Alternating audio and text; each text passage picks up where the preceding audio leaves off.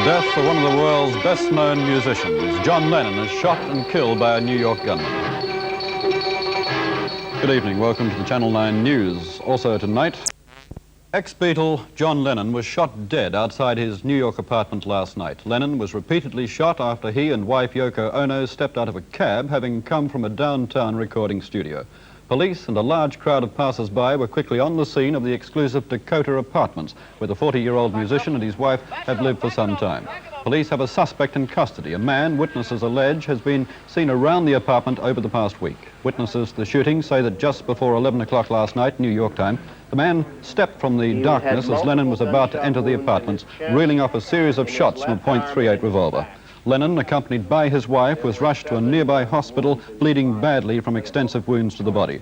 There was little that could be done for the ex-Beatle, and despite a barrage of emergency treatment, doctors eventually had to pronounce John Lennon dead. An injury of the major vessels inside the chest, which caused a massive amount of blood loss, which probably resulted in his death. Did he lose consciousness right away, do you think, from the... I'm certain that he was dead at the moment that the first shots hit his body. The news of the shooting of John Lennon hit like a bombshell in what, until then, had been a quiet news afternoon in Perth. Errol Considine reports.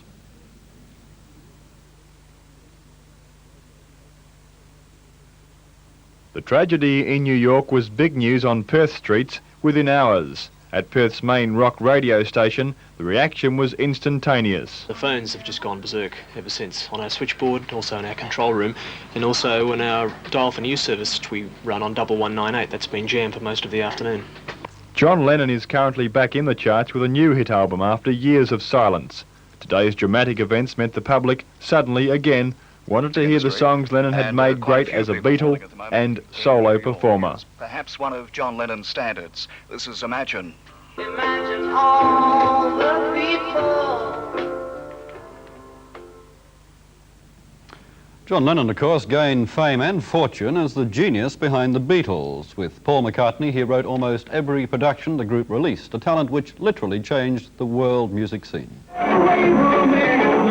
It was in a dingy Liverpool cellar club called The Cavern that the Beatles took their first big step towards stardom.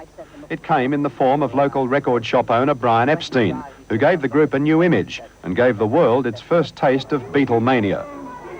By 1963, they were appearing at Royal Command performances.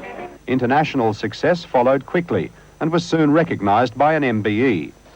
Foreshadowing the rebellious nature he was to demonstrate in the future, John Lennon returned his own MBE in protest against Britain's foreign policies. And I began to be ashamed of being British, and I'm a patriotic nationalist. World tours followed, and in each country they visited, huge crowds of young fans turned out to greet them. Their popularity, inevitably, sometimes brought a hostile reaction. During their visit to Sydney, Lennon and the Beatles remained virtual prisoners in their hotel rooms, besieged by thousands of screaming and often hysterical fans. In later years, there were changes in style, but their success was undiminished.